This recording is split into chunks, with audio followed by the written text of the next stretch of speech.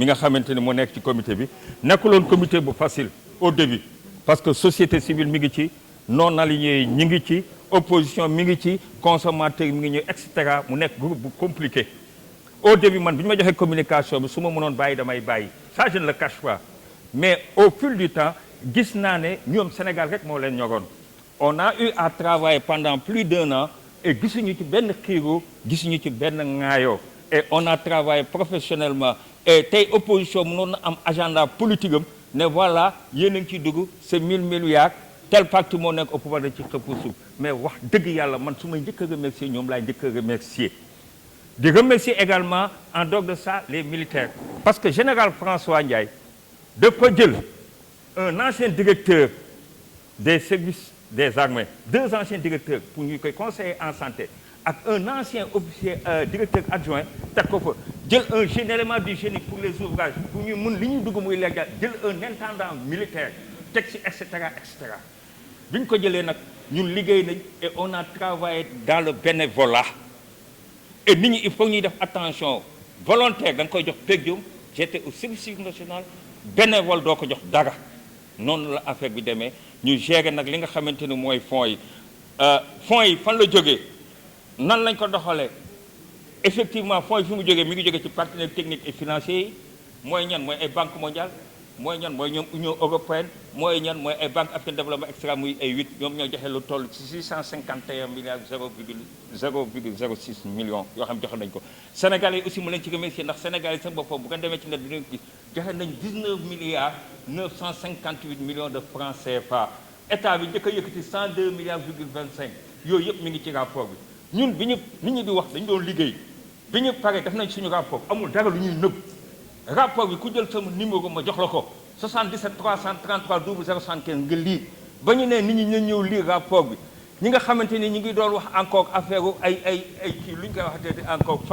justificatif ak ay parties nee nañ leen ñëw leen ngeen xool justificatif yëpp ba ci dërëmu ceeb bi ñu jënd mi ngi foofu c'est des milliers de pages liggéey nañ ci pendant des mois et à des heures très tardives même au-delà de minuit léegi nag sénégalais bu bëgg a ñëwal nga xool bañ ko waxee nag ba léegi nit ñi leneen moo leen intéressé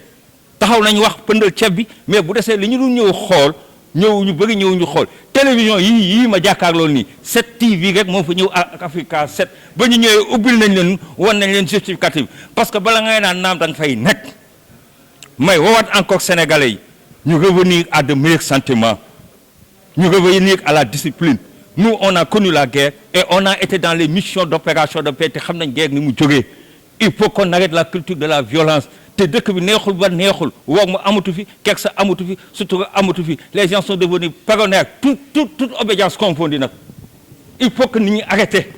jàmm lañ soxla dëkk bu amul jàmm du dem fenn ay saaga suba ngoon ay whatsapp ay di wane nii ak ni baaxul bis bu coow amee ay règlement de compte lay indi man dama doon profité ci tribune bi ak seen teewaay encore pour lancer ce message jàmm la réew mi soxla su ngeen amee or am pétrole amul leen yàgg amul leen technique du ngeen dem fenn maa ko wax man commandant Sylla il faut que les gens arrêtent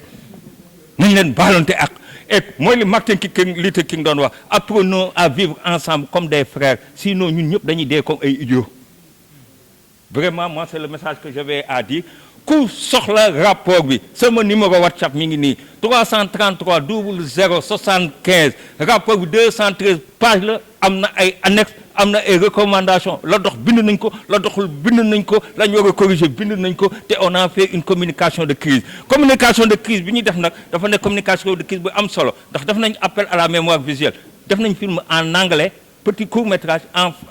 pour la diaspora un court métrage en anglais en italien en espagnol def 2 longs métrages de plus d'1 heure de temps muy daw après Africa 7 à partir de ce lundi en wolof en français pour que nit ñi mën a gis lan lañ def tax def nañ 14 régions yi def nañ 45 départements yi amul heure bu ñu wàccu dégg naa aussi yenn plateau yi ñu taxaw wéy ay ba ñuy amee ay 4x4 yi man ba may am 4x4 ñi nekk ci pouvoir bi amuñu 4x4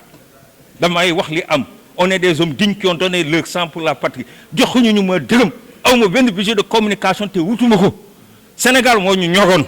li nit ñi doon wax teguñu ko fenn rapport bi ku ko soxla ñëwal man ku jël sama numéro ko xoola bu gars yi wàccee sax man mun naa xaar foofu ba 22 heures nga ñëw nga xool di nga gis ne on n'a pas été tendre on a dit ce qu'il en est te deuxièmement ñun li ñu fi wax yëpp ci kaw bi dafa engagé militaire yi mais dafa engagé opposition dafa engagé non aligné yi tey nga foog ne opposition bu ñu fa waxoon loo xamante ne taxawul te danañu bàyyi mais du dem fii la ñuy taxaw doog ñu ay off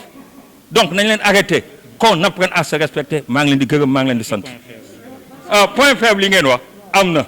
ndax li ñuy wax stratégie nationale pour sécurité alimentaire ak résilience ni moo doon doxee nga xamante ne ministères yi administration territoriale ak armée waroon nañ ko doxal bind nañ ko depuis boobu mais mësuñu ko mettre en œuvre léegi bokk na ci loo xamante ni war nañ ci jël encore ay leçons te film yi ñu def aussi on l'a pas fait pour le film pour film on l'a fait pour les générations futures parce que ñeenti piliers ñoo amoon muy pilier santé muy pilier macroéconomique muy pilier résilience sociale des populations gisu leen benn yoon ñu manque fi pétrole gisu leen benn yoon ñu coupure courant am fi pourquoi parce que y a eu plus de 112 milliards yi nga xamante ni defoon nañ ko ci nit ñi nañu bàyyi bu ñu jógee waaw ceeb bi waaw diwlin bi waaw nangam ak am na yeneen yoo xamante ni yu ko gën a mais pour la Sénégal ngeen am courant xam nga ñaata lañ ci génne 213 milliards 213 milliards 213 milliards alors nit ñi ñu ngi wax 69 milliards du 69 milliards 64 milliards ne croyez pas qu'on a été tendu venez lire le rapport te amul benn œuvre humaine bu fu mat ngeen baal ma nag ni ma waxee ci dën ndax lu tax ndax lu ëpp at lu mat 16 mois ñuy feebar lu nekk dañuy dal ñu am ci ñu Covid sax si ñun ñuy taxaw ci ginnaaw écran yi di wax lu leen neex baaxul nañ leen augmenté nañ leen suturante nañ leen waxante lu baax te ngeen respecté seen armée nationale général François Ndiaye du dugg ci yéen man mi du ma xooluma leen neex pouvoir xooluma lu neex opposition xooluma neex ma sàmba def bu naqaree armée tamit ñu génn ma ci communication man li ma gis laay wax kenn moomu ma nañ leen arrêté jërëjëf